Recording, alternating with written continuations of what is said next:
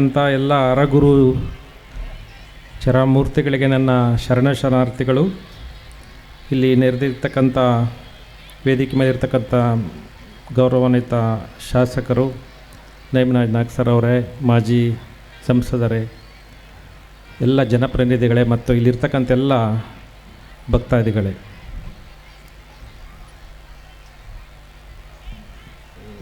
ನಮ್ಮ ಕೊಟ್ಟೂರು ಆಲ್ಕೆರೆ ಸ್ವಾಮೀಜಿಯವರ ಒಂದು ನಿರ್ದೇಶನದಂತೆ ನಾನು ಇವತ್ತು ಈ ಒಂದು ಸಭೆಯಲ್ಲಿ ಭಾಗವಹಿಸಿದ್ದೇನೆ. ಸುಮಾರು 30 ದಿನಗಳಿಂದ ಬಸವ ಪುರಾಣವನ್ನು ತಮ್ಮೆಲ್ಲರಿಗೂ ಉಣಬಡಿಸಿ ಇವತ್ತು ಮೆರವಣಿಗೆ ಮಾಡಿ ಆ ತತ್ವಗಳನ್ನು ತಮಗೆ ತಿಳಿಸುವ ಒಂದು ಉದ್ದೇಶದಿಂದ ಸ್ವಾಮೀಜಿಗಳು ಒಂದು ಅವಿರತ ಪ್ರಯತ್ನ ಮಾಡಿದ್ದಾರೆ.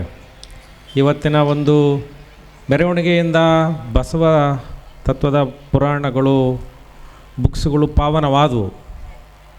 ಬಟ್ ಗುರುಗಳ ಉದ್ದೇಶ ಪುಸ್ತಕಗಳು ಪಾವನವಾಗಬಾರದು, ಪುಸ್ತಕವನ್ನು ಓದಿರ್ತಕ್ಕಂಥವರು ಮತ್ತು ಅದನ್ನು ತಿಳಿದಂಥ ಮನಸ್ಸುಗಳು ಪಾವನವಾಗಬೇಕು. ನಿಜವಾಗ್ಲೂ ನಾವು ಪಾವನವಾಗಿದ್ದೀವಾ?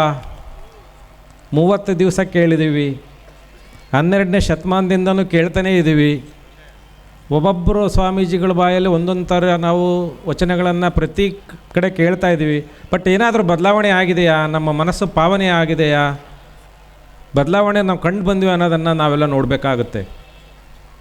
ಈ ರೀತಿಯ ಚಿಂತನೆಗಳು ಸಾಧು ಸಂತರು ನಮಗೆ ಕೊಡ್ತಾರೆ. ಸಂಸಾರಗಳಿಗೆ, ಸಮಾಜದಲ್ಲಿ ಅಶಾಂತಿ, ಮಾನಸಿಕ ನೆಮ್ಮದಿ ಕಳ್ಕೊಂಡಾಗ ನಮಗೆ ಧಾರ್ಮಿಕ ನೀತಿ ಹೇಳೋರು ಬೇಕಾಗುತ್ತೆ.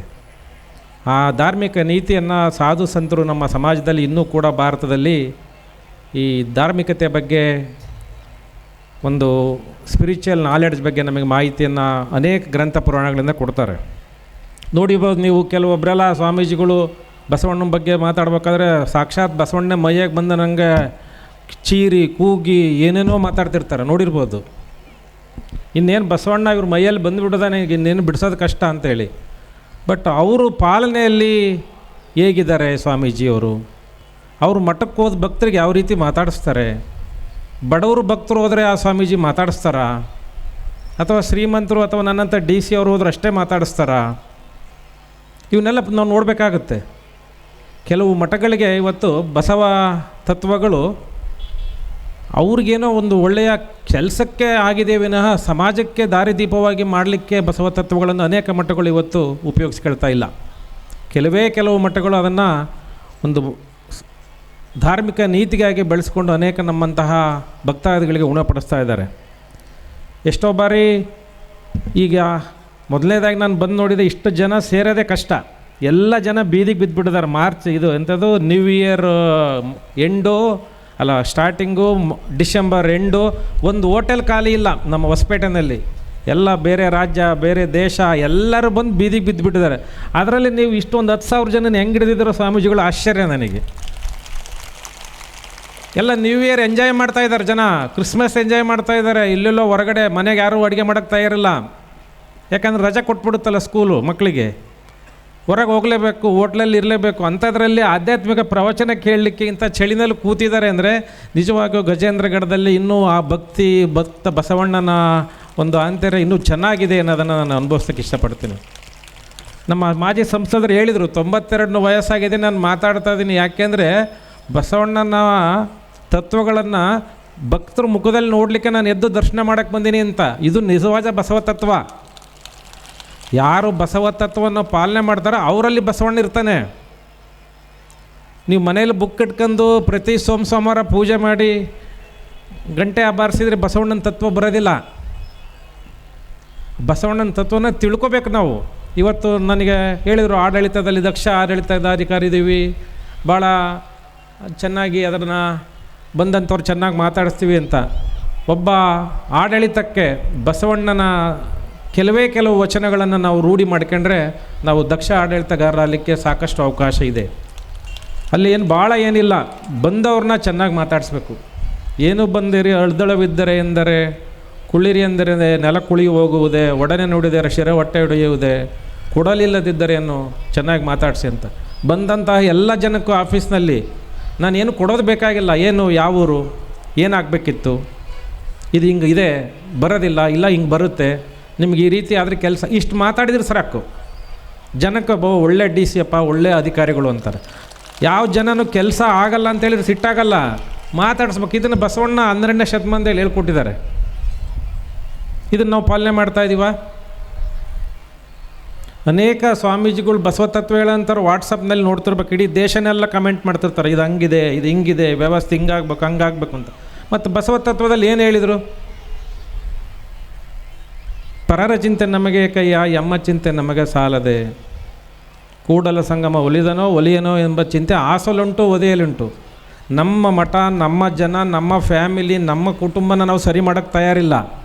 ದೇಶ, ಪ್ರಪಂಚ, ಯಾರ್ಯಾರ್ದು ಎಲ್ಲರ ಬಗ್ಗೆ ಕಮೆಂಟ್ಸ್ ಹಾಕೋದು ನೋಡಿ. ನೀವೆಲ್ಲ ವಾಟ್ಸಪ್ ಗ್ರೂಪಲ್ಲಿ ಇದಿರ್ತಾನೆ. ನಿಮ್ಮ ಮನೆಯಲ್ಲೇ ನಿಮಗೆ ಆರ್ಥಿಕ ಪರಿಸ್ಥಿತಿ ಸರಿಯಿಲ್ಲ, ದೇಶದ ಆರ್ಥಿಕ ಪರಿಸ್ಥಿತಿ ಬಗ್ಗೆ ಬರೆಯೋದು. ನಿಮ್ಮ ಮನೆಯಲ್ಲೇ ನಿಮ್ಮ ಮಕ್ಕಳು ಮಾತು ಕೇಳಲ್ಲ, ನಿಮ್ಮ ಮಾತು ಇಡೀ ಪ್ರಪಂಚನೇ ಕೇಳಬೇಕು ಅಂತ ಬರೆಯೋದು. ನಿಮ್ಮನೆ ಮುಂದೆ ಚರಂಡಿ ನೀರು ಹರಿತಾ ಇರುತ್ತೆ, ಅದು ನಿಮ್ಮದೇ, ನಿಮ್ಮ ಬಚ್ಚಲ ಮನೆ ನೀರು, ನಿಮ್ಮ ದನಕರುಳಾಗಿರ್ತಕ್ಕಂಥ ಸಗಣಿ, ಅದನ್ನು ಬಂದು ಸರ್ಕಾರದವ್ರು ಬಂದು ತೆಗಿಬೇಕು ಅಂತ ಕಮೆಂಟ್ ಹಾಕೋದು. ಎಲ್ಲಿ ಇದು? ನಾವೆಲ್ಲ ಕರೆಕ್ಟು, ಉಳಿದವರೆಲ್ಲ ಸರಿ ಇಲ್ಲ ಅನ್ನೋ ಭಾವನೆ. ಈ ಭಾವನೆಯನ್ನು ನಾವು ಹೊರಗೆ ಬರಬೇಕಾದಾಗ ಅನೇಕ ವಚನಗಳು, ಸಾಹಿತ್ಯಗಳು ಇವತ್ತು ಇದೆ. 30 ದಿವಸ ಸಾಕಷ್ಟು ಕಷ್ಟಪಟ್ಟು ಸ್ವಾಮೀಜಿಗಳು ಈ ವಚನ ಸಾಹಿತ್ಯ ಬಗ್ಗೆ ತಮಗೆಲ್ಲ ಉಣಬಡಿಸ್ತಾ ಇದ್ದಾರೆ ಅಂದಾಗ ನಮಗೆ ನಿಜವಾಗಲೂ ನಮಗೆ ಹೊಟ್ಟೆಗೆ ಆಹಾರ ಬೇಕಾಗಿಲ್ಲ, ಹೊಟ್ಟೆಗೆ ಆಹಾರ ಲಭ್ಯವಿದೆ, ಮೆದುಳಿಗೆ ಮೇವು ಬೇಕಿವತ್ತು ನಮಗೆ. ಮೆದುಳಿಗೆ ಆಹಾರ ಇಲ್ಲದೇ ಇದ್ದರೆ ಮಾನಸಿಕವಾಗಿ ಅಸಮತೋಲನಗೊಳ್ತೀವಿ. ನಿಮಗೆ ಗೊತ್ತಿರಲಿ, ಮೊದಲಿಗೆಲ್ಲ ಊರಿಗೆ ಒಬ್ಬರು ಹುಚ್ಚರು ಇರ್ತಿದ್ರು, ಗೊತ್ತಾ? ಊರಾಗ ಒಬ್ಬರು ಹುಚ್ಚರು ಇರ್ತಿದ್ರು. ಹುಚ್ಚರು ಯಾರಾದರೂ ಊರಾಗ ಯಾರೋ ಒಬ್ಬರು ಹುಚ್ಚರು ಇರ್ತಿದ್ರು. ಈಗ ಊರಲ್ಲಿ ಎಷ್ಟು ಜನ ಇರ್ತಾರೆ ಹುಚ್ಚರು ಗೊತ್ತಾ? ಎಷ್ಟು ಜನ ಇರ್ಬೋದು ಊರಲ್ಲಿ? ಒಂದು ಊರಲ್ಲಿ ಎಷ್ಟು ಜನ? ಒಂದು 10 ಜನ ಇದ್ದಾರಾ? ವೈಜ್ಞಾನಿಕ ಒಂದು ವರದಿ ಪ್ರಕಾರ ಪ್ರತಿ 6 ಜನರಲ್ಲಿ ಒಬ್ಬರು ಹುಚ್ಚರಿರ್ತಾರೆ. ಪ್ರತಿ 6 ಜನಗಳಲ್ಲಿ ಒಬ್ಬರು ಹುಚ್ಚರಿರ್ತಾರೆ. ಅಂದರೆ ಆಲ್ಮೋಸ್ಟ್ ಒಂದು ಮನೆಗೆ ಒಬ್ಬರು. ಆ ಹುಚ್ಚರು ಅಂದರೆ ಬರೀ ಬಂದು ಕಡಿಯೋದು, ಬೈಯೋದು ಅಂತ ಅಲ್ಲ ಅರ್ಥ. ಮಾನಸಿಕವಾಗಿ ಅಸ್ವಸ್ಥ ಇರ್ತಾರೆ. ಹೆಂಗೆ? ಒಬ್ಬ ಮಗಳು ಒಳಗೆ ಲಾಕ್ ಮಾಡ್ಕೊಂಡಿರ್ತಾಳೆ, ಎಷ್ಟು ಊಟಕ್ಕೆ ಕರೆದ್ರೂ ಬರಲ್ಲ. ಇದು ಮಾನಸಿಕ ಅಸಮತೋಲನ. ಒಳಗೆ ಇರ್ತಾಳೆ, ಎಷ್ಟು ಸಲ ಊಟಕ್ಕೆ ಕರೆದ್ರೂ ಬರಲ್ಲ. ಮಗ ಇರ್ತಾನೆ, ಮನೆ ಸೇರೋದೇ ಇಲ್ಲ, ಏನು ಹೇಳಿದ್ರು ಎಲ್ಲರಿಗೂ ತಿಕ್ಲು ಮಾತಾಡ್ತಿರ್ತಾನೆ. ಗಂಡ ಇರ್ತಾನೆ, ಏನಾದರೂ ಹೇಳಿದರೆ ಏನೂ ಕೇಳೋದಿಲ್ಲ. ಈ ನಿಮ್ಮ ಜೊತೆಗೆ ಬಂದಿರ್ತಾನೆ ಆತ, ಅಲ್ಲೆಲ್ಲ ಮೂಲೆ ಸುತ್ತರಿತಿರ್ತಾನೆ. ಇವ್ರೇನು ಪುರಾಣ ಹೇಳ್ತಾರೆ ನಡಿಯಪ್ಪ ಅಂತ. ಅಲ್ಲಿ ಇದು ಯಾವುದೋ ಕಾರ್ ಬಂದಿದೆ, ಇವ್ರು ಯಾಕೆ ಬಂದರು ಇಲ್ಲೇನೋಯ್ತು ಯೋಚನೆ ಮಾಡ್ತಿರ್ತಾರೆ. ಇನ್ನು ಕೆಲವು ಹೆಣ್ಮಕ್ಳು ಇರ್ತಾರೆ, ಅಂದರೆ ಮನೆಗೆ ಯಾರು ಒಬ್ಬರು ಇರ್ತಾರೆ. ನೀವು ಯೋಚನೆ ಮಾಡಿ, ನನಗೆ ಹೇಳಿದ ಮೇಲೆ ನಿಮ್ಮ ಮನೇಲಿ ಒಬ್ರು ಇದ್ದೇ ಇರ್ತಾರೆ ಈ ರೀತಿ. ಇದರ ಮಗಳು ಅಥವಾ ಮಗ ಅಥವಾ ತಂದೆ ಅಥವಾ ತಾಯಿ ಅಥವಾ ಕೊನೆಗೆ ಯಾರೆಲ್ಲದ್ರೂ ಸೊಸೆ ಮೇಲೆ ಸುಳ್ಳಾರಿ ಹೇಳ್ತೀರಿ, ಅವಳು ಹುಚ್ಚಿಡ್ದೈತಿ ಅಂತೇಳಿ ಅಲ್ವಾ? ಇದು ಯಾಕಂದ್ರೆ ನಮಗೆ ಹುಚ್ಚಿಡ್ದಿರ್ತೈತಿ. ಹಾಗಾಗಿ ಮನೆಯಲ್ಲಿ ನೆಮ್ಮದಿಯನ್ನು ಹಾಳು ಮಾಡಲಿಕ್ಕೆ ಒಬ್ಬರದು ಹುಚ್ಚುತನ ಸಾಕು. ಬಟ್ ಅದಕ್ಕೆ ವ್ಯವಸ್ಥೆಯಲ್ಲಿದೆ. ಅದು ನಾವು ತಿಂತಕ್ಕಂಥ ಆಹಾರದಿಂದ ಇರ್ಬೋದು, ನಾವು ಬೆಳೆಯತಕ್ಕಂಥ ವಾತಾವರಣದಿಂದ ಇರ್ತಕ್ಕಿರ್ಬೋದು, ಅಥವಾ ನಾವು ಏನೀಗ ಮೊಬೈಲು ಅಥವಾ ಟಿ ವಿ. ನಾನು ನಿನ್ನೆ ಒಂದು ಶಾಲೆಗೆ ಹೋಗಿದ್ದೆ, ಅಲ್ಲಿ ಭಾಷಣ ಮಾಡಬೇಕಾದ್ರೆ ಎಲ್ಲ ಹೇಳೋರು, ಮಕ್ಳ ಕೈಯಲ್ಲಿ ಮೊಬೈಲ್ ಕೊಡಬೇಡ್ದು, ಕೊಟ್ಟರೆ ಅವರಿಗೆ ಗೂಗಲ್ ಮಾಡಿ ಇಂಥದ್ದು ಹುಡುಕ್ಬೇಕು, ಇನೋವೇಷನ್ ಹಾಕ್ಬೇಕು, ಮಕ್ಕಳು ವೈಜ್ಞಾನಿಗಳಾಗಬೇಕು, ಡಾಕ್ಟ್ರ್ ಆಗಬೇಕು, ನೀಟೇ ಮಾಡಬೇಕು, ಇಂಜಿನಿಯರಿಂಗೇ ಮಾಡಬೇಕು, ಹಂಗೆ ಮೊಬೈಲ್ ಉಪಯೋಗಿಸ್ಬೇಕು. ಅವರು ಮಕ್ಳ ಕೈಯಾಗ ಮೊಬೈಲ್ ಒಳ್ಳೆ ಉದ್ದೇಶಕ್ಕೆ ಕೊಡಿ ಅಂತ ನಾನು ಹೇಳಿದೆ. ಮಕ್ಕಳಿಗಿಂತ ಜಾಸ್ತಿ ಮೊಬೈಲ್ ಯೂಸ್ ಮಾಡೋರು ಅಪ್ಪ ಅವ್ವಗಳು. ಮಕ್ಕಳೆಲ್ಲಿ ಯೂಸ್ ಮಾಡ್ತವೆ? ಬೆಳಗ್ಗೆ 8ಕ್ಕೆ ಹೋದವು, ಸಾಯಂಕಾಲ 6 ಗಂಟೆಗೆ ಬರ್ತವೆ. ಏನೋ ಒಂದು ಅರ್ಧ ಗಂಟೆ ಮೊಬೈಲ್ ನೋಡಿ ಮಲಗ್ತವೆ. ನೀವು ಬೆಳಗ್ಗೆ 8 ಗಂಟೆಗೆ ಮಕ್ಳಿಗೆ ಕಳಿಸಿ ತಿಕ್ಕು ಸಂಜೆ 6 ಗಂಟೆವರೆಗೂ ಮೊಬೈಲ್ನ ಜಾಸ್ತಿ ನೋಡ್ತಕ್ಕಂಥದ್ರು ಪೇರೆಂಟ್ಸು, ಮಕ್ಕಳಲ್ಲ. ಮೊಬೈಲ್ ನೋಡ್ಲಿಕ್ಕೆ ಅವ್ರಿಗೊಂದು ಅವಕಾಶ ಇರುತ್ತೆ, ಒಳ್ಳೆಯದನ್ನು ತೋರಿಸ್ಬೇಕು. ಅಂದರೆ ನಾವು ಹೆಂಗೆ ಪೇರೆಂಟ್ಸ್ ಹೆಂಗಾಗಿದ್ದೀವಿ ಅಂದರೆ, ನಾನು ಏನು ಮಾಡಿದ್ರೆ ನಡೀರುತ್ತೆ, ಮಕ್ಕಳು ಮೊಬೈಲ್ ನೋಡಬಾರ್ದು. ಮತ್ತು ಅವರು 95% ಬರ್ಬೇಕು ಮಾರ್ಕ್ಸು, ಅಂಥ ಸ್ಕೂಲ್ಗೆ ಹಾಕಿದ್ದೀನಿ. ನೀವು ತೆಗೆದಿದ್ದೆಷ್ಟು ತಂದೆ ತಾಯಿ? 35, ಕೆಲವು ಪಾಸು ಆಗಿಲ್ಲ. ನೀವು 35-40 ತೆಗಿಬೋದು, ಮಕ್ಕಳು ಮಾತ್ರ 95 ತೆಗಿಬೇಕು. ಯಾಕೆಂದರೆ ಪಕ್ಕದ ಮನೆಯವ್ರು 96% ತೆಗೆದಿದ್ದಾರೆ. ಈ ಇಂಥ ಭ್ರಮೆಗಳಿಂದ ಹೊರಗೆ ಬನ್ನಿ. ಅವ್ರು ಹೇಳ್ತಾಯಿದ್ರು ಅಮೇರಿಕಕ್ಕೆ ಹೋಗಬೇಕು, ಯುರೋಪಿಗೆ ಹೋಗಬೇಕು ಮಕ್ಕಳು ಅಂತ ಅಲ್ಲಿ ಕರೆಸಿದ್ರು ಅವ್ರಿಗೆಲ್ಲ ಬೆಂಗಳೂರಿಂದ ಭಾಷಣ ಮಾಡಲಿಕ್ಕೆ. ನಾನು ಹೇಳಿದೆ ಅಮೇರಿಕಕ್ಕೆ ಹೋಗೋದು ಬೇಕಾಗಿಲ್ಲ, ಯುರೋಪಿಗೆ ಹೋಗೋದು ಬೇಕಾಗಿಲ್ಲ. ಅವನು ಭಾರತೀಯನಾಗಿ ಉತ್ತಮ ನಾಗರಿಕನಾದರೆ ಅವನು ಡಾಕ್ಟರ್ ಆದಂಗೆ, ಇಂಜಿನಿಯರ್ ಆದಂಗೆ, IAS ಆದಂಗೆ ಅವನು. ನಾನು ಹಳ್ಳಿನಲ್ಲಿ ಓದಿರೋದು, ಕನ್ನಡ ಶಾಲೆಯಲ್ಲಿ ಓದಿದ್ದೀನಿ, ನಿಮ್ಮ ಮುಂದೆ IAS ಆಗಿ ನಿಂತಿದ್ದೀನಿ. ನನಗೆ ಗೊತ್ತಿದೆ ಗುರು ಹಿರಿಯರು ಅಂದ್ರೇನು, ತಂದೆ ತಾಯಿ ಅಂದ್ರೇನು, ಕಷ್ಟ ಸುಖ ಅಂದ್ರೇನು ಅಂತ. ಹಾಗಾಗಿ ನಾನು ಉತ್ತಮ ಭಾರತೀಯ. ನಾನು ಮೊದಲನೇದಾಗಿ ಯಾವ ದೇಶಕ್ಕೂ ನೀವು ಮಕ್ಕಳನ್ನ ಕಲಿಸಿ ಏನೂ ಮಾಡೋದು ಬೇಕಾಗಿಲ್ಲ. ಯಾಕೆಂದರೆ ಹೇಳ್ತೀನಿ, ನಾನು ಮ್ಯಾಜಿಸ್ಟ್ರೇಟ್, ನಾನು ದಂಡಾಧಿಕಾರಿ. ನನ್ನ ಹತ್ರ ಕೇಸ್ ಬರ್ತವೆ, ಸೀನಿಯರ್ ಸಿಟಿಜನ್ ಕೇಸ್ ನನ್ನ ಹತ್ರ ಬರ್ತವೆ, ಹಿರಿಯ ನಾಗರಿಕರ ಕೇಸ್ ನನ್ನ ಹತ್ರ ಬರ್ತವೆ. ತುಂಬ ಶಾಕಿಂಗ್, ನೀವು ನಂಬಬೇಕು. ನೀವು ಎಂತೆಂಥರ ಬರ್ತಾರೆ. ತಂದೆ ಒಳ್ಳೆ ಟೀಚರ್ ಅಥವಾ ಲೆಕ್ಚರ್, ಮೆಜಾರಿಟಿ ಶಿಕ್ಷಣ ಇಲಾಖೆಯಲ್ಲಿ ಟೀಚರ್, ಲೆಕ್ಚರ್ ತಂದೆ, ಮಕ್ಕಳು ಒಬ್ಬನ ಅಮೇರಿಕಾ, ಮಗಳು ಬೆಂಗಳೂರು, ಇನ್ನೊಬ್ಬ ಮಗ ಇಲ್ಲ ಬೆಂಗಳೂರಲ್ಲಿ ಟೀಚರು, ಎಲ್ಲೋ ಒಂದು ಆಸ್ತಿ ಮಾಡಿ ಇಟ್ಟಿರ್ತಾರೆ. ಇವ್ರು ಮೂವರು ದೂರ ಇರ್ತಾರೆ ಮಕ್ಕಳು. ತಂದೆ ತಾಯಿ ಮಾತ್ರ ಊರಲ್ಲಿರ್ತಾರೆ, ಟೀಚರ್ ಆಗಿ ರಿಟೈರ್ಡ್ ಆಗಿ ಒಂದಿಷ್ಟು ಆಸ್ತಿ ಮಾಡಿರ್ತಾರೆ. ಆ ಆಸ್ತಿನ ತೊಗೊಳ್ಲಿಕ್ಕೆ ಮಕ್ಕಳು ಫಾರಿನಿಂದ ನೋಟಿಸ್ ಕಳಿಸ್ತಾರೆ ಲಾಯರಿಂದ ತಂದೆಗೆ. ಅವರು ಸೀನಿಯರ್ ಸಿಟಿಜನ್ ಕೇಸ್ ಹಾಕ್ತಾರೆ ನನ್ನ ಹತ್ರ ಬಂದು. ಅಟ್ಲೀಸ್ಟ್ ನಾವು ಒಬ್ಬರು ಟೀಚರು ಅವರು ಹೆಂಡ್ತಿ ಕಳ್ಕೊಂಡಿದ್ದಾರೆ, 40 ಎಕರೆ ಹೊಲ ಅವ್ರಿಗೆ, ಸುಮಾರು 90 ವರ್ಷ ವಯಸ್ಸು. ಸರ್ ನಾನು ಅದನ್ನ ಕೇಳಿ ಲಾವಣಿ ಕೊಟ್ಟಿದ್ದೀನಿ. ಲಾವಣಿ ಅಂದರೆ ಏನಕ್ಕೆ ಕೋರ್ ಕೊಟ್ಟಿರ್ತಾರೆ, ಲಾವಣಿ ಕೊಟ್ಟಿದ್ದೀನಿ. ಆ ದುಡ್ಡು ತೊಗೊಳಕ್ಕೂ ನನ್ನ ಮಕ್ಕಳು ಬಿಡ್ತಾ ಇಲ್ಲ. ನಾನು 90 ವರ್ಷ ಆಗಿದೆ, ಅಟ್ಲೀಸ್ಟ್ ನಾನು ಸಾಯೋವರೆಗೆ ಬಿಡಲಿಕ್ಕೆ ಹಾಕಿ ಅಂತೇಳಿ ನಾನು ಕೋರ್ಟ್ನೇ ಬಂದಾಗ ನಾನು ಕೇಳಿದೆ. ಆಯಿತು, ನಿಮ್ಮ 40 ಎಕರೆ ಹೊಲ ಮತ್ತು ನಿಮ್ಮ ಹತ್ರನೇ ಇರಬೇಕು. ಈಗ ಒಂದು ಕೆಲಸ ಮಾಡಿ, ಮಕ್ಕಳಂತೂ ಸಾಕಲ್ಲ, ನನಗೆ ಸ್ವಲ್ಪ ಮಠಗಳು ಬಾಂಧವ್ಯ ಜಾಸ್ತಿ, ತುಂಬ ಮಠಗಳ ಜೊತೆ ಒಡನಾಟ. ಆ 40 ಎಕರೆನ ನನ್ನ ಮಠಕ್ಕೆ ಬರ್ಕೊಟ್ಬಿಡಿ, ಯಾವ್ದಾರು ಒಂದು ಮಠ ಹೇಳ್ತೀನಿ, ನೀನು ಸಾಯೋವರೆಗೂ ನಿನಗೆ ಊಟ, ವಸತಿ, ಔಷಧ ಎಲ್ಲ ಖರ್ಚು ಮಾಡಿಸ್ತೀನಿ, ಆ ಹೊಲ ಬರ್ಕೊಡ್ತೀನಪ್ಪ ಅಂತ ಕೇಳಿದೆ ನಾನು. ನೀವು ಚಪ್ಪಾಳೆ ಹೊಡಿತೀರಿ, ಬರ್ಕೊಡ್ಲಿಲ್ಲ ಮುದುಕ, ಬರ್ಕೊಡ್ಲಿಲ್ಲ. ಏನೇಂತ ಗೊತ್ತಾ? ಇಲ್ಲ ಸರ್, ಅವು ಮಕ್ಕಳು ನೀವು ಬುದ್ಧಿ ಕಲಿಸ್ಬೇಕು. ಆತಗೆ ಆಸ್ತಿ ಅಲ್ಲ ಅಂದರೆ 90 ವರ್ಷದಾಗೂ ಮಕ್ಕಳ ಮೇಲೆ ದ್ವೇಷ, ನಿಮಗೆ ಸೊಸೆ ಮೇಲೆ ದ್ವೇಷ 90ನೇ ವಯಸ್ಸಿನಾಗೂ. ಇಲ್ಲ ಅವ್ರಿಗೆ ನಂದು ಅವ್ರಿಗೇನು ಮುಟ್ಟದಂಗೆ ಮಾಡಿ ಅಂತ. ಆಯ್ತಪ್ಪ, ಸತ್ತ ಮೇಲೆ ಏನು ಮಾಡ್ತೀಯ ನೀನು? ಸತ್ತ ಮೇಲೆ ಮಗುಗೆ ಹೋಗಲಿ ಆಸ್ತಿ. ಮಗನ ಮೇಲೆ ವ್ಯಾಮವನೂ ಬಿಡೋಂಗಿಲ್ಲ, ಕೋರ್ಟಲ್ಲಿ ಬಂದು ಕೇಸ್ ಹಾಕೋದು ತಪ್ಪಿಸಂಗಿಲ್ಲ. ಸತ್ತ ಮೇಲೆ ಆಸ್ತಿ ಮಗುಗೆ ಹೋಗ್ಬೇಕಂತ ಯಾವ ಮಠಕ್ಕೂ ಹೋಗಂಗಿಲ್ಲ, ಒಳ್ಳೆ ಕಾರ್ಯಕ್ಕೂ ಹೋಗಂಗಿಲ್ಲ. ಅವನೆಲ್ಲಿ ಫಾರಿನಾಗದನಲ್ಲ ಮಗ, ಅವನಿಗೆ ಹೋಗ್ಬೇಕು ಆಸ್ತಿ. ಬಟ್ ಈಗ ಅವತ್ತ ನಾನು ನನ್ನ ಸೊಸೆಗೆ ಮತ್ತು ಮಗಗೆ ಬುದ್ಧಿ ಕಲಿಸ್ಬೇಕು ಅಂತೇಳಿ. ಈ ರೀತಿಯ ಸಂಸ್ಕಾರ ಮತ್ತು ಸಂಸ್ಕೃತಿಗಳು ಮನಸ್ಸಲ್ಲಿದ್ದಾಗ ನಾವು ಎಷ್ಟೇ ಬಸವಣ್ಣನ ವಚನ ಹೇಳಿದರೆ ಯಾರಿಗೆ ಕೇಳಬೇಕು? 30 ದಿವಸ ಮಾಡಿದ್ರೇನು, 300 ದಿವಸ ಮಾಡಿದ್ರೇನು?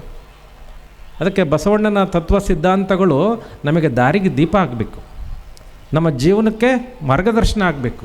ಅದು ಬರೀ ಕೇವಲ ಪುಸ್ತಕವಲ್ಲ, ಅದು ಭಾಷಣದ ಸರಕಾಗಬಾರ್ದು. ಬಸವಣ್ಣನ ಸಿದ್ಧಾಂತಗಳು ಭಾಷಣದ ಸರಕಾಗಬಾರ್ದು.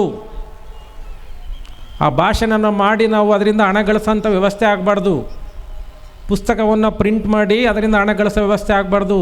ಆ ಬಸವಣ್ಣನ ತತ್ವಗಳು ಪ್ರತಿಯೊಬ್ಬರ ಮನಸ್ಸಿನಲ್ಲಿ ಹೋಗಿ ಅಲ್ಲಿ ಪ್ರಿಂಟ್ ಆಗಬೇಕು, ಮನಸ್ಸಲ್ಲಿ ಪ್ರಿಂಟ್ ಆಗಬೇಕು. ಅದು ಪ್ರತಿಯೊಂದು ಕುಟುಂಬದಲ್ಲಿಯೂ ದಾರಿದೀಪ ಆಗಬೇಕು.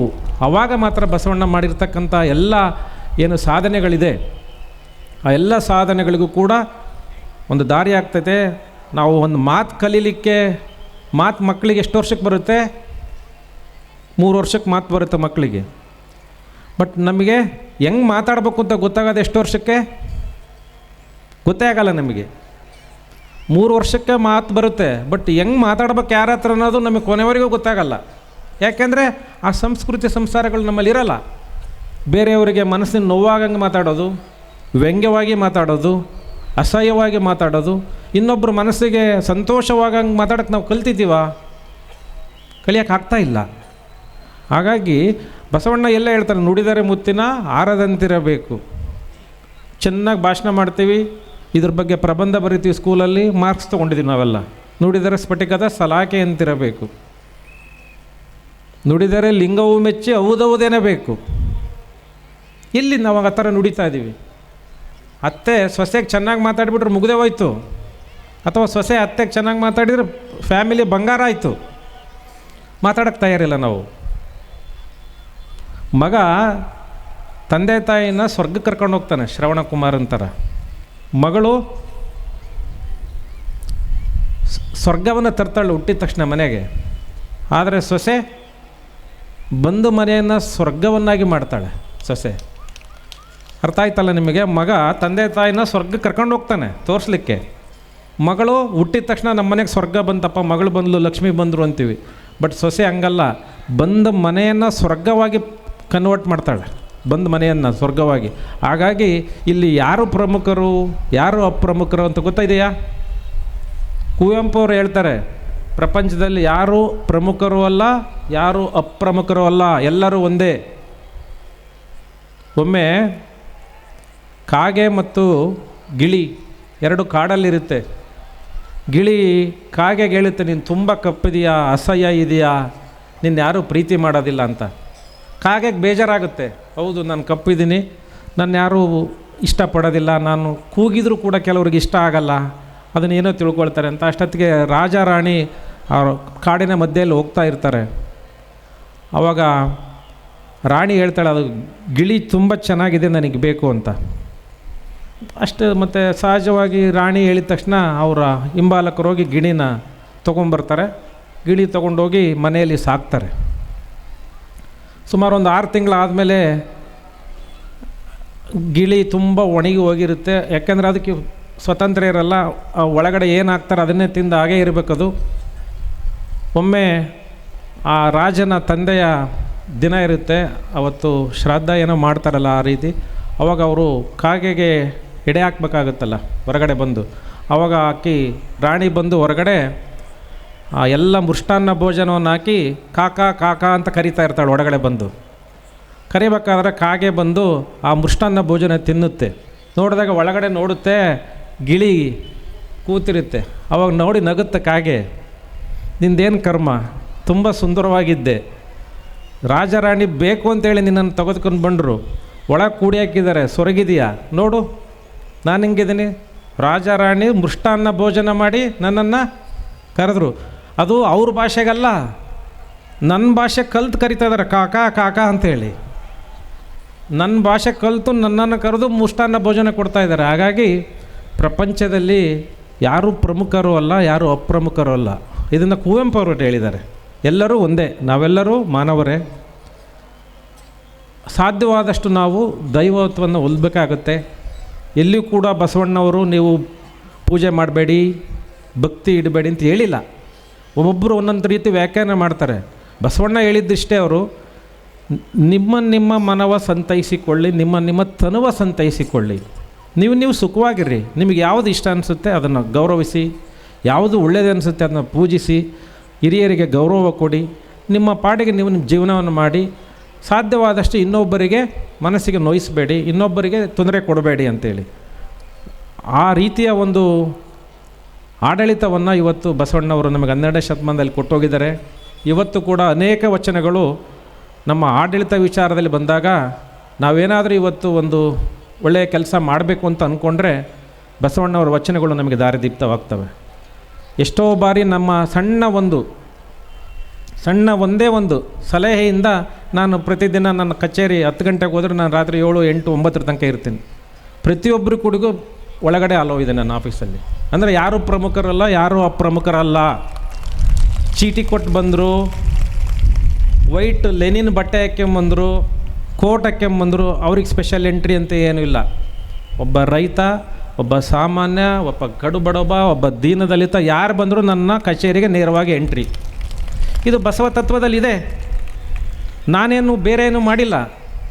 ನಾನು ಬಸವ ತತ್ವ ಯಾರಾದರೂ ಹೇಳಿದರೆ ಅದನ್ನು ಅಳವಡಿಸ್ಕೊಂಡಿದ್ದೀನಿ. ನಾನು ಮೇಲೂ ಕೀಳು ಇಲ್ಲ ನನ್ನ ಹತ್ರ, ಎಲ್ಲರೂ ಒಳಗೆ ಬರ್ಬೋದು, ಯಾರು ಬೇಕಾದ್ರೆ ಏನು ಕೇಳ್ಬೋದು.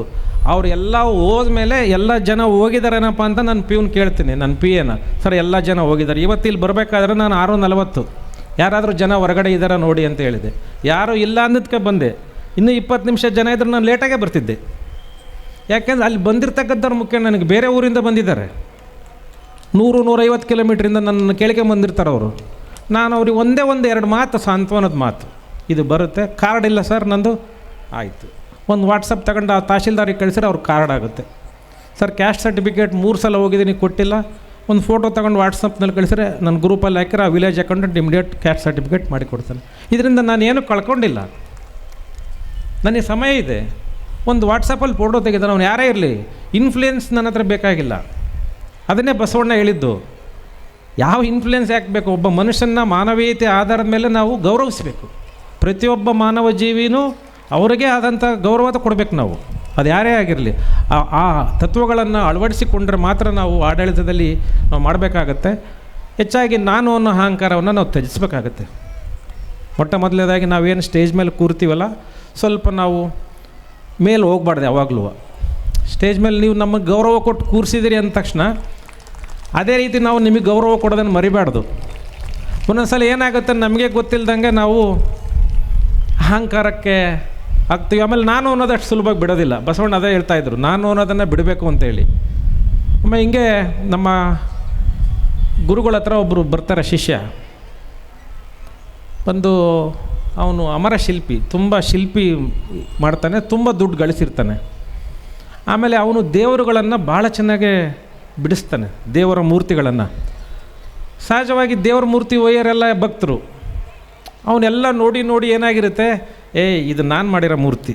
ಇವತ್ತು ಸುಮಾರು 10,000 ಜನ ಸೇರಿದ್ದಾರೆ, ಇಲ್ಲಿರೋ ಮೂರ್ತಿ ನಾನು ಮಾಡಿರೋದು. ನಾನು ಮಾಡಿರೋ ಮೂರ್ತಿಗೆ ಅವರೆಲ್ಲ ಭಕ್ತಿ ಅನ್ನೋದು ಅವನಿಗೆ ಏರಿರುತ್ತಲ್ಲ, ತಲೆ ಹುಚ್ಚು ಏರಿಬಿಡ್ತದೆ ಮನುಷ್ಯಗೆ. ಒಂದು ಸ್ವಲ್ಪ ದುಡ್ಡು ಜಾಸ್ತಿ ಬಂದರೆ, ಒಂದು ಸ್ವಲ್ಪ ಅಧಿಕಾರ ಬಂದರೆ, ಒಂದು ಒಳ್ಳೆ ಕಾರ್ ತೊಗೊಂಡ್ರೆ ನಮಗೆ ಹುಚ್ಚು ಹಿಡಿಯುತ್ತಲ್ಲ, ಹಂಗೆ ಅವನಿಗೊಂದು ಸ್ವಲ್ಪ ಹುಚ್ಚು ಹಿಡಿದಿರುತ್ತೆ. ಆವಾಗ ಸ್ವಾಮೀಜಿ ಹತ್ರ ಬಂತಾನೆ, ನಾನು ಇಷ್ಟೆಲ್ಲ ಹಣ ಇದೆ, ಎಲ್ಲ ಇದೆ, ಯಾಕಂದ್ರೆ ನೆಮ್ಮದಿ ಇಲ್ಲ ನನಗೆ ಸ್ವಾಮೀಜಿ ಅಂತೇಳಿ ಹಿಂಗಂದು ಕೈ ಮುಗಿತಾನೆ. ಕೈ ಮುಗಿದು ಹಿಂಗೆ ಕೆಳಗಿಡ್ಬೇಕಾದ್ರೆ ಅವ್ರ ಕೈ ನೋಡ್ತಾರೆ ಸ್ವಾಮೀಜಿ, ಕೈ ತೋರಿಸ್ನಿಂದ ಅಂತಾರೆ. ಕೈ ತೋರಿಸ್ತಾನೆ, ನಿನಗೆ ಸ್ವಲ್ಪ ತೊಂದರೆ ಇದೆ, ಆಯ್ತು ಬಿಡು ನಾನು ಇನ್ನೊಂದು ಸಲ ಹೇಳ್ತೀನಿ ಅಂತಾನೆ. ಇಲ್ಲ ಸ್ವಾಮೀಜಿ ಏನಾಯ್ತು ಅಂತ, ಇಲ್ಲ ಇನ್ನೊಂದು ಸಲ ಬರೋಕೆ ನಾನು ಆಮೇಲೆ ಹೇಳ್ತೀನಿ ಅಂತ. ಯಾರಿಗೆ ಈ ಅಹಂಕಾರ ಬಂದಿರುತ್ತೋ ಅವ್ರಿಗೆ ಭಯ ಜಾಸ್ತಿ ಇರುತ್ತೆ, ನಿಮ್ಗೆ ಗೊತ್ತಿರಬೇಕು. ನಮ್ಮ ರೈತರಿಗೆ ಭಯ ಇರೋದಿಲ್ಲ, ಈ ನಮ್ಮಂಥರಿಗೆ ಜಾಸ್ತಿ ಭಯ ಇರುತ್ತೆ. ಯಾಕೆಂದರೆ ನಮಗೆಲ್ಲ ಇರುತ್ತಲ್ಲ, ಎಲ್ಲಿ ಬಿಟ್ಟು ಹೋಗ್ಬಿಡ್ತೀನಿ ಅಂತ ಭಯ, ಎಲ್ಲ ಬಿಟ್ಟು ಹೋಗ್ಬೇಕು, ಎಲ್ಲ ಕಳ್ಕೊಳ್ತೀನಿ ಅಂತ. ಅವಾಗ ಅವರು ಇಲ್ಲ ನಿನಗೆ ಇನ್ನೊಂದು ಸಲ ಬಂದಾಗ ಹೇಳ್ತೀನಿ, ಇಲ್ಲ ಸ್ವಾಮೀಜಿ ನಿನಗೆ ಹೇಳಲೇಬೇಕು, ನೀವು ಹಂಗಾಯಿತು ಅಂತ. ಅವಾಗ ನೋಡಿ, ಇಲ್ಲ ನಿನಗೆ 9 ದಿವಸದಲ್ಲಿ ಮರಣ ಇದೆ ಅಂತ ಇದೆಯಪ್ಪ ನಿನ್ನ ಕೈಯಲ್ಲಿ, ನಾನೇನು ಮಾಡಲಿ ಅಂತ. ಅಲ್ಲ ಸ್ವಾಮೀಜಿ, ನಾನು ಎಂತೆಂಥ ಶಿಲ್ಪಿ, ವೀರಭದ್ರನಿಂದ ಹಿಡಿದು ಎಲ್ಲ ಮೂರ್ತಿಗಳನ್ನು ಕೆತ್ತಿ ಸ್ವಾಮೀಜಿಗಳು ಬಸವಣ್ಣ ಮೂರ್ತಿ ಯಾರನ್ನೂ ಬಿಟ್ಟಿಲ್ಲ, ಅಷ್ಟು ನಾನು ಒಳ್ಳೆ ಕೆಲಸ ಮಾಡಿದ್ದೀನಿ. ನನಗೆ 9 ದಿನದಲ್ಲಿ ನೀವು ಮರಣ ಬಂದರೆ ನನ್ನ ಗತಿ ಏನು ಅಂತ. ಈಗ ಗೊತ್ತಿಲ್ಲಪ್ಪ, ಅದು ವಿಧಿ ನಿಯಮ, ಇಲ್ಲಿ ಕಾಣಿಸ್ತಾ ಇದೆ, ಹೇಳ್ತಾ ಇದ್ದೀನಿ, ಅನುಭವಿಸ್ಬೇಕಾಗತ್ತೆ. ಇಲ್ಲ ನನಗೇನು ಮಾಡ್ಬೇಕು ಹೇಳಿ, ನಾನು ಏನು ಬೇಕಾದ್ರೂ ಮಾಡ್ತೀನಿ, ಎಷ್ಟು ಬೇಕಾದರೂ ಪೂಜೆ ಅವನ ಹೋಮ ಎಲ್ಲ ಮಾಡಿಸ್ತೀನಿ. ಗೊತ್ತಲ್ಲ, ಭಯ ಹುಟ್ಟಿದ ತಕ್ಷಣ ಬಸವಣ್ಣ ಮರೆತು ಹೋಗ್ಬಿಡ್ತಾನೆ. ಭಯ ಮನುಷ್ಯಕ್ಕೆ ಬಂದರೆ ಬಸವಣ್ಣ ನೆನಪು ಬರೋಲ್ಲ. ಯಾರು ನೆನಪು ಬರ್ತಾರೆ ಅವಾಗ? ಮಾಟ ಮಂತ್ರ ಹೋಮ ಒಟ್ಟು ಅವರು ಹೇಳ್ಬೇಕು. ನೀವು ಹೋಗಿರ್ತೀರಿ ಭಯ ಬಂದಾಗ, ಸ್ವಾಮೀಜಿ ಇಲ್ಲಪ್ಪ ಹೋಗಿ ಬಸವಣ್ಣನ ಧ್ಯಾನ ಮಾಡಿ, ಇಲ್ಲ ಇಂಥ ದೇವ್ರಿಗೆ ಹೋಗಿ, ಮನೆ ದೇವ್ರಿಗೆ ಅಂದರೆ ಹೋಗ್ತಾ ಇರಲ್ಲ. ಇಲ್ಲ ನೀವು ಸರಿಯಾಗಿ ಹೇಳ್ತಾ ಇಲ್ಲ, ಕೊನೆಗೆ ಅವನು ಜ್ಯೋತಿಷಿ ಅಥವಾ ಸ್ವಾಮೀಜಿ ಏನು ಹೇಳ್ಬೇಕು ನಿಮಗೆ ಯಾರೋ ಮಾಟ ಮಾಡ್ಸಾರಿ ಅನ್ನೋವರೆಗೂ ಬಿಡೋದಲ್ಲ ನೀವು ಅವ್ರನ್ನ. ಅವ್ರು ಅಂದರೆ ಅವ್ರು ಒಳ್ಳೆ ಸ್ವಾಮೀಜಿ, ಒಳ್ಳೆ ಜ್ಯೋತಿಷಿ, ಅವ್ರು ಒಳ್ಳೆ ಗುರುಗಳು ನಿಮಗೆ. ಅದು ಆಮೇಲೆ ನೆಕ್ಸ್ಟ್ ಏನು ಹೇಳ್ಬೇಕು, ಅವರು ಆ ಮಾಟ ಮಾಡಿಸಿರೋರು ನಿಮ್ಮ ಅಣ್ಣ ತಮ್ಮರು ಅಥವಾ ನಿಮ್ಮ ಸೊಸೆ ಕಡೆಯವರು, ಇಷ್ಟಂದರೆ ಅವನು ಒಳ್ಳೆ ಸ್ವಾಮೀಜಿ. ಅಲ್ಲಿವರೆಗೆ ಅವ್ರು ಒಳ್ಳೆ ಸ್ವಾಮೀಜಿ ಆಗೋದಿಲ್ಲ. ಹಿಂಗೆ ನಿಮ್ಮ ತಲೆಗೆ ಉದುರ್ತೈತಿ. ಹಂಗೆ ಇವನಿಗೆ ಎಷ್ಟು ಬೇಕಾದ್ರೂ ದುಡ್ಡು ಖರ್ಚು ಮಾಡ್ತೀನಿ ಸ್ವಾಮೀಜಿ, ನನಗೆ ಸಾವು ಬರ್ದಂಗೆ ನೋಡಿ ಅಂತ. ಮತ್ತು ನೀವು ನಾನು ಅಹಂಕಾರ ಅಂತ ಹೇಳ್ತಾ ಇದೀಯ ನೀನು. ಮತ್ತು ಸ್ವಾಮೀಜಿ ಏನು ಬೇಕು ಅಂತೀರಿ, ಒಂದು ಕೆಲಸ ಮಾಡು, 9ನೇ ದಿನ ಯಮ ಬರ್ತಾನೆ ನಿಮ್ಮ ಮನೆಗೆ. ಯಮನಿಗೆ ನವದುರ್ಗೆಯರು ಅಂದರೆ ತುಂಬ ಇಷ್ಟ. ನವದುರ್ಗೆಯರು 9 ಜನ ದುರ್ಗೆಯರು ಅಂದ್ರೆ ತುಂಬ ಇಷ್ಟ.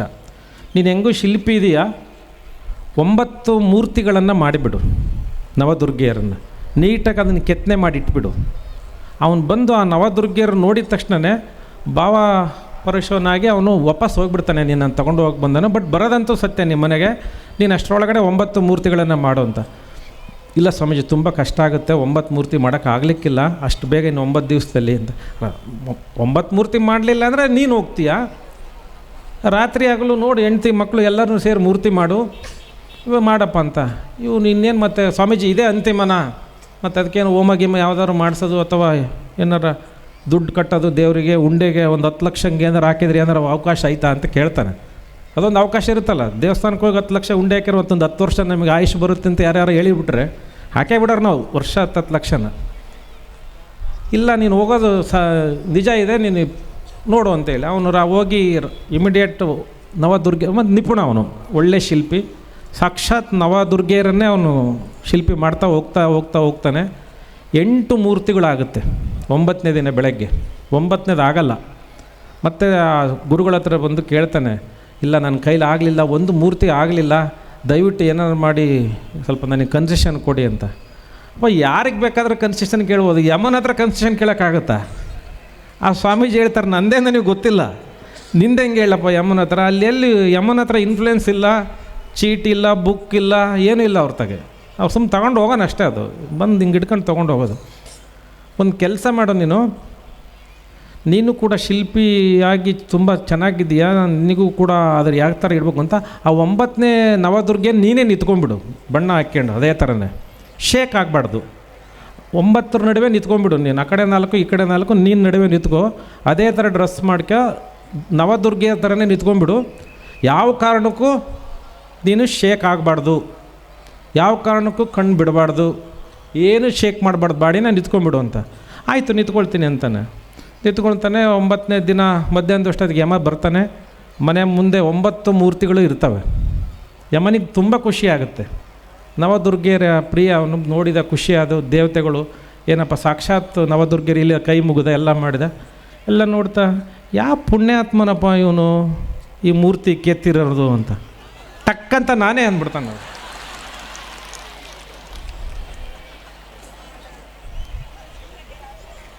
ಸಾವು ಬಂದ್ರೇನು ಮತ್ತೊಂದು ಬಂದ್ರೇನು, ನಾನು ಅನ್ನೋಕ್ಕೇನೋ ಗಂಟು ಹೇಳಿದಾರೆ, ಶೇಕ್ ಮಾಡಬೇಡ, ನೀನು ತೊಗೊಂಡು ಹೋಗ್ತಾರ ಅವನು ಯಮ, ನೀನು ಬಿಟ್ಟು 9 ಜನ ಹೋಗ್ತಾವೆ ಸುಮ್ಮನೆ ಇತ್ಕಂತ. ಯಾರು ಮಾಡಿದಾರಂತೀವಿ, ನೀನು ಮೆಲ್ಲಕ್ಕಂತದನ್ನು ಜೋರಾಗಿ ಅಂದಿಲ್ಲ.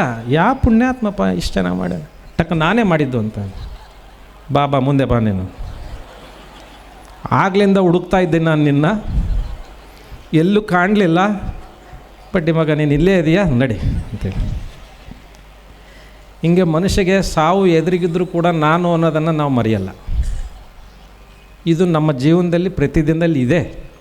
ನಾನು ಹೇಳ್ತಾ ಇರೋದು ಕತೆ ಅಲ್ಲ, ಇದು ನಮ್ಮ ಜೀವನದಲ್ಲಿ ಪ್ರತಿದಿನ ಇದೆ. ನಾವೇ ಎಷ್ಟೋ ಬಾರಿ ಹೆಂಡ್ತಿ ಹತ್ರ ನಾನು ಅಂತ ಅಹಂಕಾರದಿಂದ ಅನೇಕ ಸಂಸಾರಗಳು ಹಾಳಾಗಿದ್ದಾವೆ. ಹೆಂಡ್ತಿಯವರು ನಾನೇ ನನ್ನಿಂದನೇ ಎಲ್ಲ ಅಂತೇಳಿ ಎಷ್ಟು ಸಂಸಾರ ಹಾಳಾಗಿದ್ದಾವೆ. ನಮ್ಮಿಬ್ಬರು ಗಂಡ ಹೆಂಡತಿ ನಡುವೆ ಮಕ್ಕಳುಗಳು ಎಷ್ಟು ಅನ್ಯಾಯ ಆಗಿದ್ದಾವೆ. ಇದೆಲ್ಲರ ನಡುವೆ ತಂದೆ ತಾಯಿಗಳು ಎಷ್ಟು ತೊಂದರೆಗೊಳಗಾಗಿದ್ದಾರೆ. ಇವತ್ತು ಹಳ್ಳಿಗಳಲ್ಲಿ ಬರೀ ತಂದೆ ತಾಯಿಗಳು ಮಾತ್ರ ಉಳ್ಕೊಂಡಿದ್ದಾರೆ, ಉಳಿದವ್ರು ಯಾರೂ ಉಳ್ಕೊಂಡಿಲ್ಲ. ತಂದೆ ತಾಯಿಗಳನ್ನ ನೋಡಿದವ್ರು ಯಾರೂ ಇಲ್ಲ. ಇಷ್ಟೆಲ್ಲ ಇದ್ದು ಕೂಡ ನಾವಿನ್ನೂ ಅಹಂಕಾರ, ಹಣ, ಅಧಿಕಾರದಿಂದ ಹೋಗ್ತಾ ಇದ್ದೀವಿ. ಯಾವ ಸಂಸಾರದಲ್ಲಿ ತಂದೆ ತಾಯಿಗೆ ಗೌರವವಿಲ್ಲ, ಯಾವ ಸಂಸಾರದಲ್ಲಿ ಮಹಿಳೆಯರಿಗೆ ಗೌರವವಿಲ್ಲ, ಆ ಸಂಸಾರಗಳು ಎಂದೂ ಕೂಡ ಮುಂದುವರಿಯಲಿಕ್ಕೆ ಸಾಧ್ಯ ಇಲ್ಲ. ಇದು ಬಸವ ತತ್ವದ ಮೂಲ ತತ್ವ. ತಂದೆ ತಾಯಿ, ಗುರು ಹಿರಿಯರು, ಮಹಿಳೆಯರಿಗೆ ಎಲ್ಲಿ ಗೌರವ ಇರುತ್ತೆ ಅಲ್ಲಿ ಆ ಸಂಸಾರಗಳು, ಆ ಸಂಸ್ಥಾನಗಳು ಅತ್ಯಾಕರ್ಷಕವಾಗಿರುತ್ತೆ, ಗೌರವತ್ತಾಗಿರುತ್ತೆ ಅಂತ ನಮ್ಮ ಬಸವಣ್ಣವ್ರು ಹೇಳಿದ್ದಾರೆ. ಆ ವಚನಗಳನ್ನು ಕೇಳಲಿಕ್ಕೆ ಅನೇಕ ಗುರು ಹಿರಿಯರು ಇವತ್ತು ಸ್ವಾಮೀಜಿಗಳಿದ್ದಾರೆ. ನಾನು ಅನಿವಾರ್ಯ ಕಾರಣದಿಂದ ಹೋಗಬೇಕಾಗುತ್ತೆ. ಸ್ವಲ್ಪ ನನಗೆ ಆರೋಗ್ಯ ಜ್ವರ ಬಂದಿದ್ದರಿಂದ ನಾನು ಭಾಳ ಹೊತ್ತು ಕೂರ್ಲಿಕ್ಕೆ ಆಗಲಿಕ್ಕಿಲ್ಲ. ಹಾಗಾಗಿ ಮೊದಲನೇದಾಗಿ ನಾನು ಮಾತಾಡಬೇಕು ಅಂತ ಕೇಳಿದೆ. ನಮ್ಮ ಆಲ್ಕೆರೆ ಕೊಟ್ಟೂರು ಸ್ವಾಮಿಗಳು ನನ್ನ ಅನೇಕ ಫಂಕ್ಷನಿಗೆ ಕರಿತಾ ಇರ್ತಾರೆ. ಹೇಳ್ತೀನಿ ನಾನು, ಸ್ವಾಮೀಜಿ ನನ್ನ ಫಂಕ್ಷನಿಗೆ ಕರಿಬಾರ್ದು, ನೀವು ಭಾಷಣ ನಿಮ್ದು ಆಗಬೇಕು. ಇಲ್ಲ ಸರ್, ತಾವು ಚೆನ್ನಾಗಿ ಮಾತಾಡ್ತೀರಿ ಅಂತ ಹೇಳಿದ್ರು. ನಾನು ಹೇಳಿದೆ, DC ಚೆನ್ನಾಗಿ ಮಾತಾಡಬಾರ್ದು, ಚೆನ್ನಾಗಿ ಕೆಲಸ ಮಾಡಬೇಕು. ನಾವು ಅಧಿಕಾರಿಗಳು ಚೆನ್ನಾಗಿ ಮಾತಾಡೋಕ್ಕಿಂತ ಚೆನ್ನಾಗಿ ಕೆಲಸ ಮಾಡಬೇಕು. ನಮ್ಮ ಮಾತು ಮತ್ತು ನಮ್ಮ ತತ್ವಗಳು ನಮ್ಮ ಕೆಲಸದಲ್ಲಿರಬೇಕು. ಅವೆಲ್ಲ ಪುಣ್ಯಕ್ಕೆ ಫಲ ನಮಗೆ. ಒಂದು ಯಾವುದೇ ಅಧಿಕಾರಿಗಳಿಗಾಗಲಿ, ಯಾವುದೇ ಸ್ವಾಮೀಜಿಗಳಿಗಾಗಲಿ, ರಾಜಕಾರಣಿಗಳಿಗಾಗಲಿ ಒಂದು ಅವಕಾಶ ಕೊಟ್ಟಿರ್ತಾನೆ ದೇವರು ಸೇವೆ ಮಾಡಲಿಕ್ಕೆ. ಇದು ಅವಕಾಶ ಅಷ್ಟೇ ಇದು. ಹಾಗಾಗಿ ಅವಕಾಶದಲ್ಲಿ ಒಂದು ಸಣ್ಣ ಕಾಳಜಿ ಇದ್ದರೆ ನಾವು ಅನೇಕ ಕುಟುಂಬಗಳ ಬದಲಾವಣೆ ಮಾಡಲಿಕ್ಕೆ ಅವಕಾಶ ಇದೆ. ಇದು ಪ್ರತಿದಿನ ನನ್ನ ಕಣ್ಣಿಗೆ ಕಾಣಿಸುತ್ತೆ. 100 ಜನ ಬರ್ತಾರೆ ನನ್ನ ಹತ್ರ ಪ್ರತಿದಿನ.